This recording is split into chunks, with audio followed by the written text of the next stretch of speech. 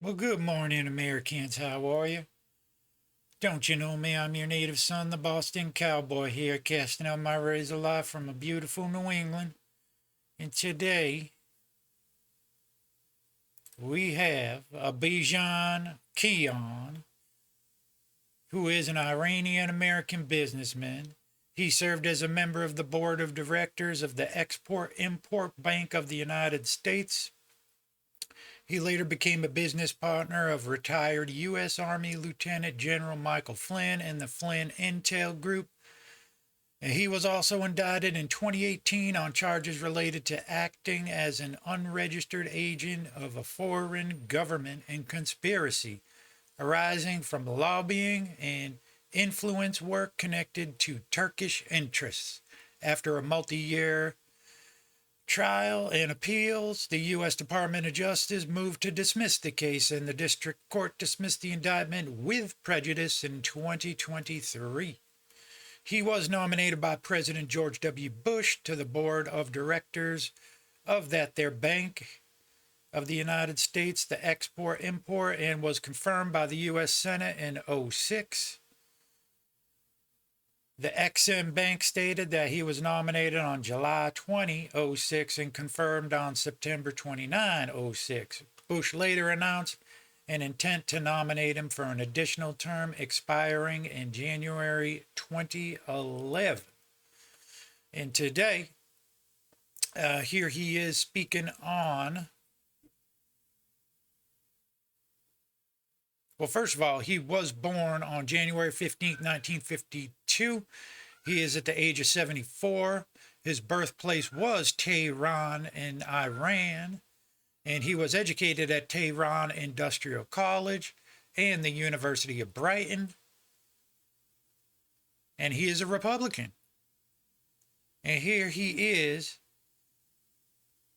giving us a warning. We should probably all listen to this here warning, because I think Bijan might have something to tell us all. It is a little bit scary, but then again, so is the world. The world is a big, scary place, people. So, if anything, you need to take a little bit of a warning away from this here video. And let's take it away, Mr. Bijan. Plotting. They're plotting to somehow do an October 7th style on facilities, American facilities, take Americans hostage, take them to Iran. If the world wants to sit back, then expect the same results.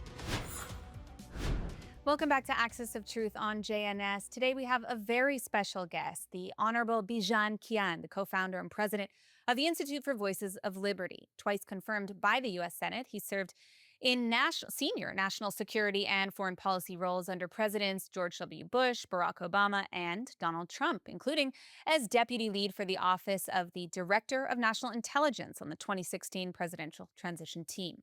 Today, we'll discuss the evolving threat posed by the Islamic Republic, as well as its global partnerships, and what Americans need to understand about the regime's long term strategy at this point of the war. So, welcome to the show, Bijan. Thank you so much for being here today. Happy to be here with you, I believe. It's a crazy world. Lot to talk about. Definitely lots to discuss today. Now, you've warned that the Islamic Republic's threat to the United States goes far beyond missiles and nuclear weapons, even. You've described a scenario in which the regime could even attempt an October 7th style attack on American soil involving hostage taking.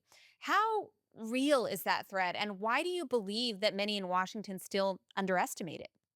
Well, Emily, intelligence officers, intelligence organizations have a tough job. If they react to something they feel is danger, that's an imminent danger, and they report it, they may be accused of exaggerating, may be accused of overreacting, overzealous intelligence officers. And if they ignore it, they'll be accused of missing things. There's a difference between an intelligence officer and a reporter. An intelligence officer's report card is measured in terms of how he has operated left of the boom. And of course, the news reporter's environment is right of the boom. So it's a tough situation. We have to be very grateful to the men and women, the unsung heroes of our country who've kept the country safe for a very long time. But they say the biggest room in the world is the room for improvement. In the past, let's go back. Let's go back, take a look at what happened right before 9/11. We had the attack on the World Trade Center. We had the attack on the embassies in Tanzania and Kenya. And we also had the attack on USS Cole in Yemen.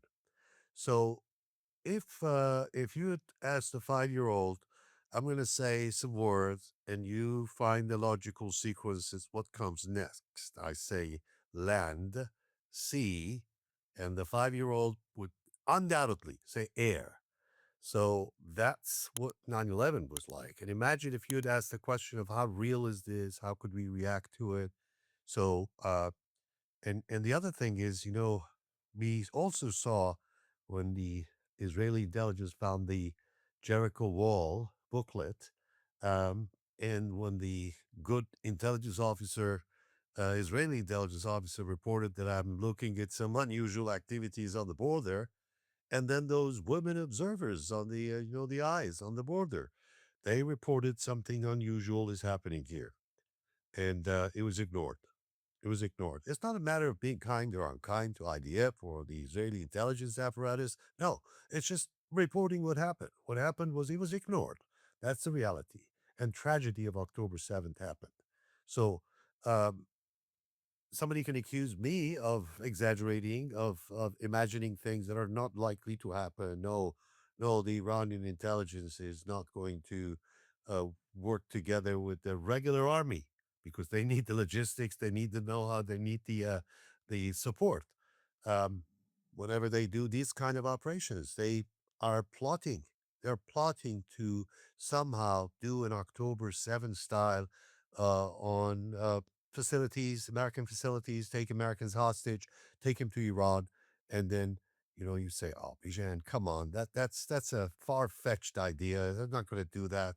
Okay, if the world wants to sit back and say that, then expect the same results that happened to us 9/11 and October in Israel. The tragedy, October 7th tragedy. We should not allow that. That's why people should not ignore it. There's too much politics to it, too much partisanships. A lot of people who don't like President Trump for whatever reason, and some of them they can't even tell you why, but they have various opinions, constantly influenced by others. You cannot ignore that. So this environment is really not as pure, not as pristine as it should be. uh, so that's why I think that's the question is you ask how possible is this plot? Well, same questions you should have asked before 9/11 and same questions you should have asked before October 7th. It is in their ability to do that. They've shown signs that when they come and say, we will take Americans hostage and collect $1 billion for each, take them seriously. Take him seriously. That's what I'm saying. That's what I'm saying. And if it sounds like exaggeration, you know, I don't know what to say. Well, I'm trying to think left of the boom, Emily. Now, for many years, many in the West and also Iranians drew a distinction between the IRGC, the Islamic Republic, and Artesh, the regular Iranian military, believing that the army had remained a little bit more professional, perhaps less ideologically committed than the IRGC.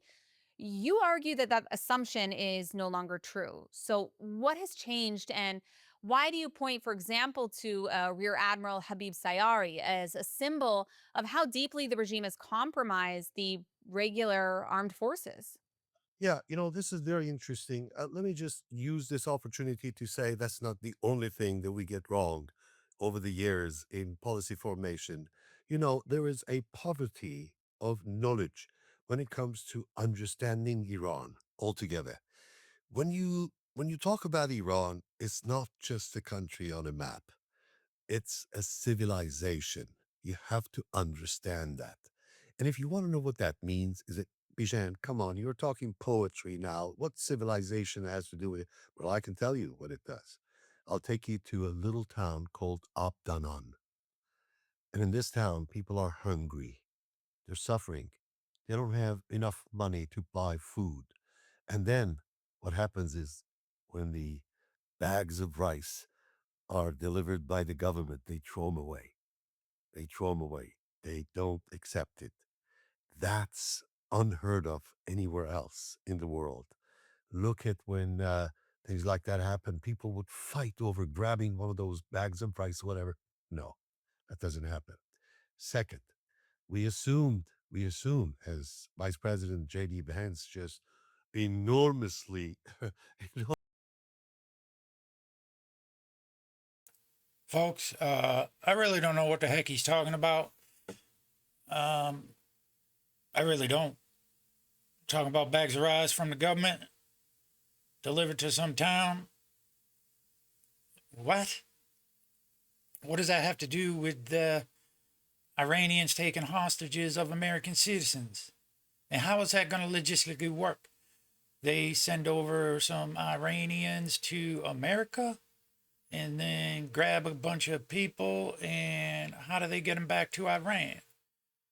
Or are you talking about taking American citizens hostage from the UAE and bringing them to Iran? I don't exactly I mean, I get the warning, right? And I get the parallels to 9/11 and October 7th, no doubt, but you're kind of losing me on a bunch of other things here. So, anyways, let's continue and see what else he is rambling on about. enormously funny. What he said is 94 billion people are going to flee the country. That shows a lack of education, a poverty of knowledge. This is not the kind of people that would run away. They return. And I've been told, and I've been educated. And let me just be honest, very honest, brutally honest. I cannot separate myself from that lack of knowledge. We're not experts. We don't know that history. We don't know the depth of that civilization that affects the culture, affects the behavior of a people. How could you go to war with a country not knowing their people? It's not a good thing. So now we come to the issue of the you mentioned this Rear Admiral Habib Sayari. So earlier on, we're looking, as you mentioned, the difference between IRGC and the Artesh. Why did we think that way? Because we felt that the Artesh had a history, it had a doctrine that was based on protecting the country and the people, and we were wrong. No such thing. Absolutely wrong. It's just like people asked President Trump, you were saying, oh, these are nice people. First layer eliminated, second layer eliminated, the third layer are people we actually can work with. And then he came back and said, we're dealing with the scum. So what happened? What's the difference? How did we get educated? Well, same thing about the difference between IRGC and the Artesh. Absolutely no difference. One thing we have to understand is that the two brothers, one headed IRGC, the other the other was in the army. Salamis, salamis. You mentioned Habib Sayari, Rear Admiral. You know, we looked at him as someone who was respected by the people. He was part of the old generation. He'd gone to real schools, real education, command school, everything. And we said, this is a man who could be maybe someone who could say, hey guys, we're not going to win this war. We're going to let's just surrender to the people. Let's be reasonable. And we were wrong, dead wrong. First of all, same story. His brother Mehdi is the head of the intelligence. And if you go around and ask people, they would say the two brothers don't talk to each other. They don't like each other. Okay, sure. The government has selected one brother in IRGC and the other brother in the regular army because they don't talk to each other, because they're really, really, head to head all the time. That's an expression that I was just taught actually this morning about what that means when they go head to head. And that means they're really against each other. I'm not sure. I'm not sure. Habib Sayari today has turned into a mouthpiece for the killers of the children of Iran. He has stood there indifferent with medals from here to his shoulders and looking pretty military, but he is viewed as a useless, absolutely old man who is good for nothing today. And there is a concept of shared responsibility. If you are witnessing injustice, if you're witnessing a crime, and not only you don't do anything about it, you help it, you promote it. He's going around, look at him, he's going around kissing children and visiting graves of people who killed Iranian children, and that's his role. So you want to trust him now for what role? Those under him. You talked about a difference. The difference is not between IRGC and the regular army. The difference is between these old men who owe so much for whatever ribbons they have, earned for whatever reason. They owe so much for every ribbon that they would bow to every order from above that says, do this, and they will do it.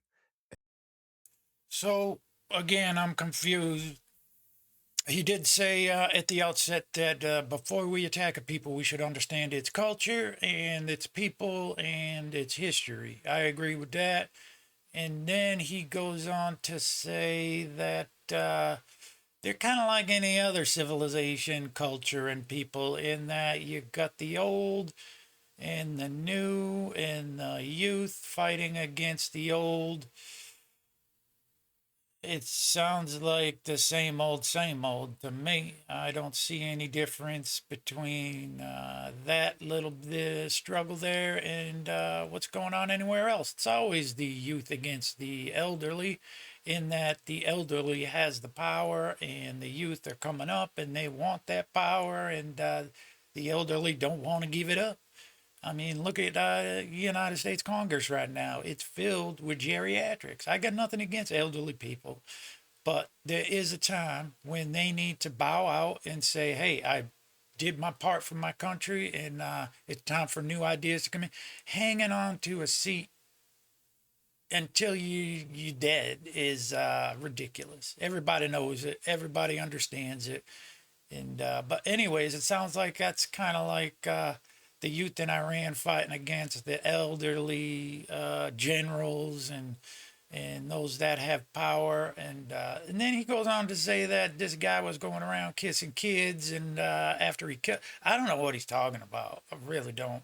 He's not citing anything. He's just kind of throwing out words and scenarios that kind of sound frightening, but we don't know what he's talking about. Like, what is he talking about? When did this general kill kids? Specifically, him and his brother, yeah, brothers fight. What the heck, man? But they are blood, and when it comes down to it, blood sticks with blood, no doubt about it. Even if they fight every damn day, blood will always stick with blood. That's just the way of the world. And doesn't matter your culture, doesn't matter who you are, doesn't matter what country you grew up in. As a matter of fact, in Iran, it's probably more so because they are an ancient, Persian culture, and blood probably means a lot there in their family name. But anyways, let's continue on here with this gentleman. See what else he's got to say.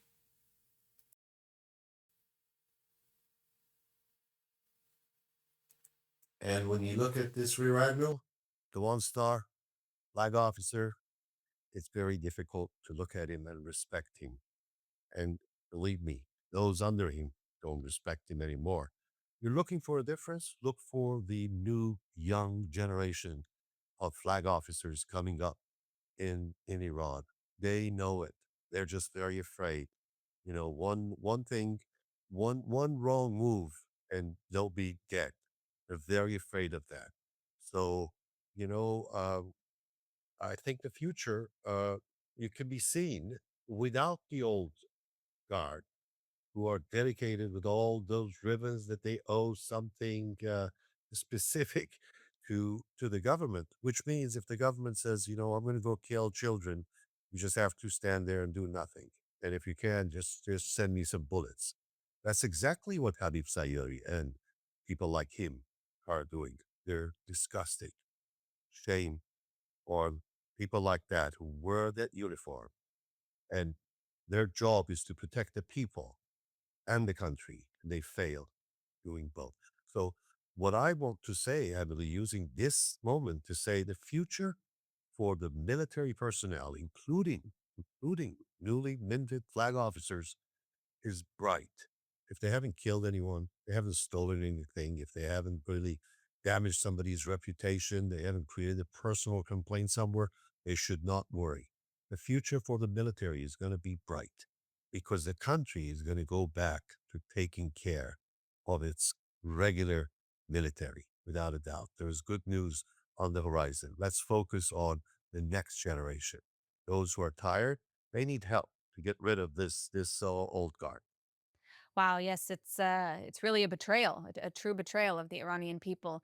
I do want to shift gears a little bit because I know we've heard a great deal about Russian drones in Ukraine, but there's actually been far less attention on Russia's assistance to the Islamic Republic, something I know you're very familiar with. How significant is Moscow's reported transfer of the Kometa M navigation system to improve the Shahed drone accuracy? And what other forms of Russian military or intelligence support are taking place out of the public view now? Emily, for years, what was the standard of military education for Iran and the imperial government of Iran was the NATO standards. And that meant that the United States standards were really what was taught to the officers. When that ended, mm, first the former Soviet Union and later on Russia took that role and that education, which did have some old history. It was renewed and intelligence sharing, military education, you name it. You name it, it's been there and it's growing. And Cometa M is confirmed to have been fitted on Shahed 136 drones to improve the navigation capability. And, I was wondering when these drones were allegedly sold to Russia, uh, I questioned that. I said, this is very, very strange. I mean, these aren't complicated technology. This is something that any country with some basic means and a 3D printer can do whatever they want to do. Why is Russia buying drones from Islamic Republic? These are cheap drones and they can produce them. Well, um, they weren't buying them; they were receiving them under that guise to fit them with better navigational Cometa M and send them back. That's what's happening, and it continues. It continues. So this makes sense, no doubt about it.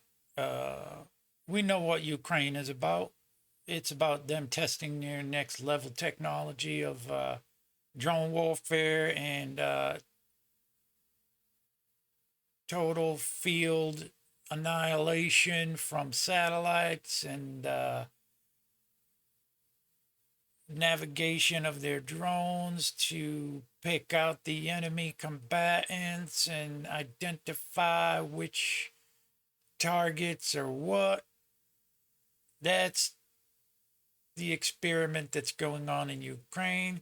So Iran sends up its drones to basically level up, as he's saying, with some type of new updated navigation system 3.0 or whatever the heck it is. And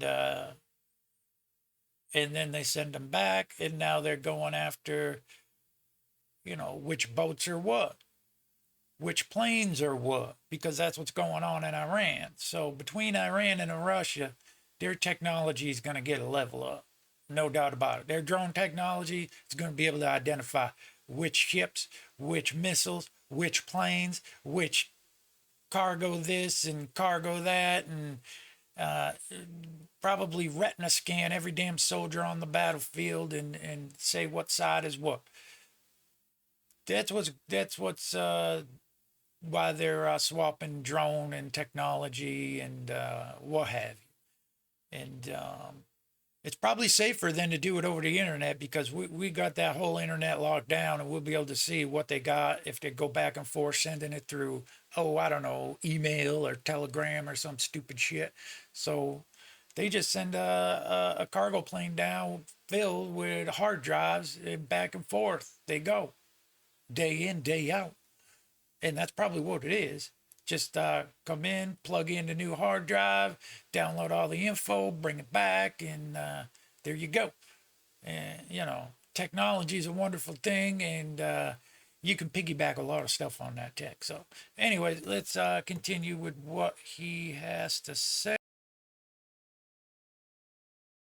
Continue. So very, very quiet, operational intelligence assistance. And should we worry about it? Absolutely. Absolutely.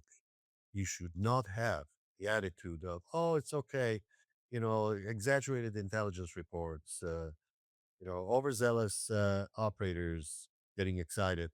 We should not. That's dangerous. It's going to create a loss that we will regret if we continue that attitude, Emily.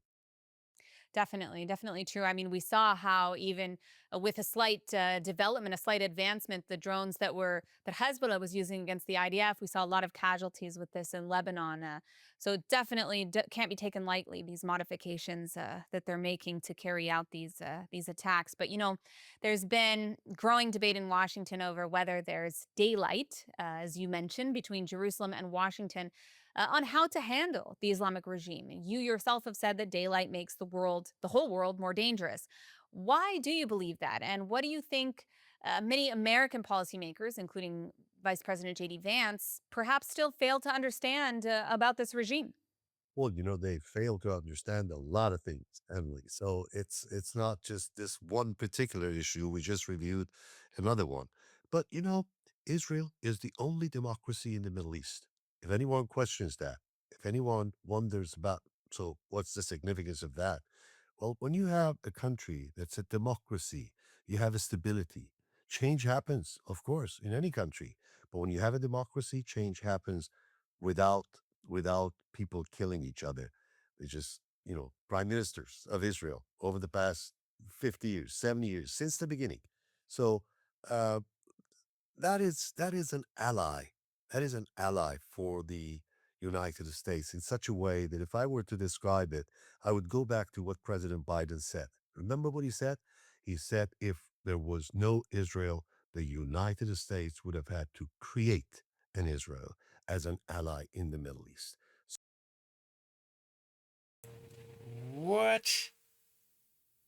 The United States did create Israel. Like, that's what we did back in, World War II.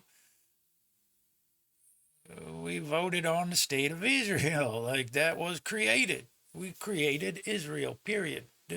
Why is he trying to rewrite history here? Israel didn't create Israel. The UN created Israel. The UN voted on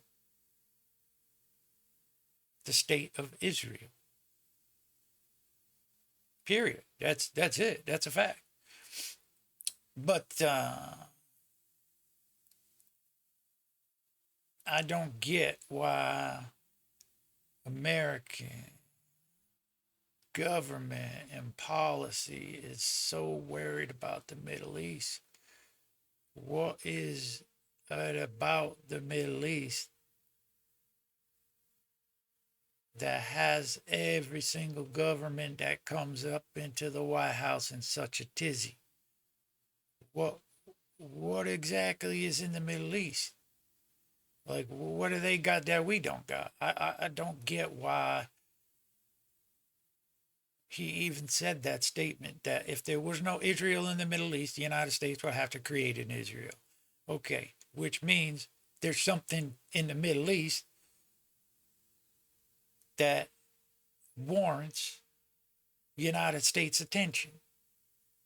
What is it? I mean, we know oil, like, okay, yeah, oil, but that's flowing. Like, we don't mess with that and everything is good to go there. So what the heck else is in that there Middle East that is so dang important that we need to spend trillions of dollars? At this point, we probably spend about 600 billion on this little Iran task force that's going on over there. $600 billion. And what are we getting from it? Like, seriously, what are we getting from it? What are we getting from it?